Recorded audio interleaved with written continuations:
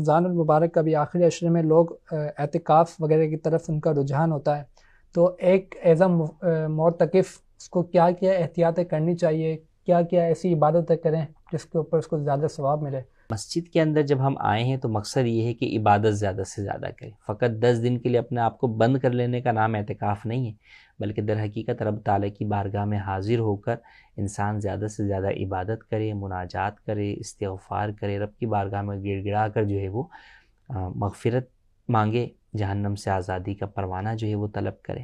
اب عبادات کی طرف ہم دیکھیں تو جیسے نمازوں کی ہم بات کریں تو معتکف کو اس بات کا اہتمام کرنا چاہیے کہ اس کی تمام نمازیں پہلی صف میں تکبیر اولیٰ کے ساتھ ادا ہوں.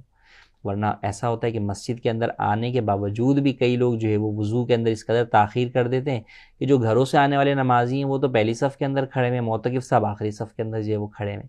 تو جب آپ آئے ہی ہیں تو عام عادت بھی ایسی ہونی چاہیے، لیکن چلیں اعتکاف کے دنوں سے اپنی اس عادت کو پختہ کریں کہ آپ مسجد کی پہلی صف میں اور تکبیر اولیٰ کے ساتھ نماز ادا کریں. سنت قبلیہ نماز سے پہلے جو ہے وہ پڑھ لیجئے، سنت بعدیہ بھی جو ہے وہ ساری کی ساری پڑھیں.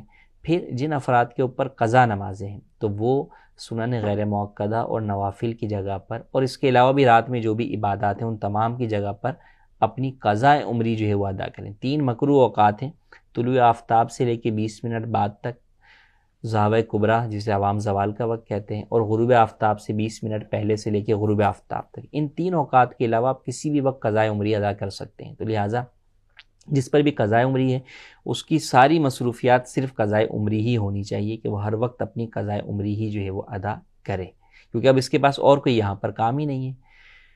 پھر اس کے ساتھ جس کے ذمہ قضاء عمری نہیں ہے تو وہ تلاوت قرآن کریم کا اہتمام کریں. اگر اب تک آپ کا قرآن نہیں ختم ہوا تو آپ کوشش کریں کہ اگر آپ کو تجوید کے مطابق قرآن پڑھنا آتا ہے تو آپ اعتکاف کے 10 دنوں کے اندر ایک قرآن کریم جو ہے وہ مکمل ختم کر لیجئے. پھر ذکر و اذکار اور تسبیحات کے حوالے سے اپنی پابندی بنائیں کہ بھئی روزانہ اتنی مرتبہ درود شریف پڑھوں گا، اتنی مرتبہ جو ہے وہ تسبیحات پڑھوں گا. پھر علم دین حاصل کریں کہ وہ چیزیں جو آپ کا سیکھنا فرض ہیں دین کے اعتبار سے ان کا علم جو ہے وہ حاصل کریں. اس کے لیے مطالعے کے لیے جو کتب ہیں وہ مکتبۃ المدینہ کی وہ کتابیں جو ہے وہ حاصل کریں. اپنے آپ کو دنیاوی امور سے حتی الامکان جو ہے وہ بچائے رکھیں. اس کے لیے میرا مشورہ سب سے پہلے یہ کہ اپنے آپ سے آپ موبائل کو جو ہے وہ ٹوٹل دور کر دیں.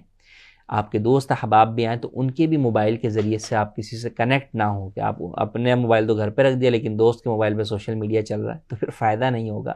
جو ہم اعتکاف کی روحانیت و نورانیت چاہتے ہیں وہ پھر حاصل نہیں ہوگی. تو لہٰذا آپ اپنے آپ کو ٹوٹل جو ہے وہ دوستوں سے بھی دیگر سے بھی اپنے آپ کو جدا ہی رکھیں، اپنے آپ کو عبادت کے اندر جو ہے مصروف رکھیں. کوئی آئے تو ٹھیک ہے، مختصر سلام دعا جو ہے وہ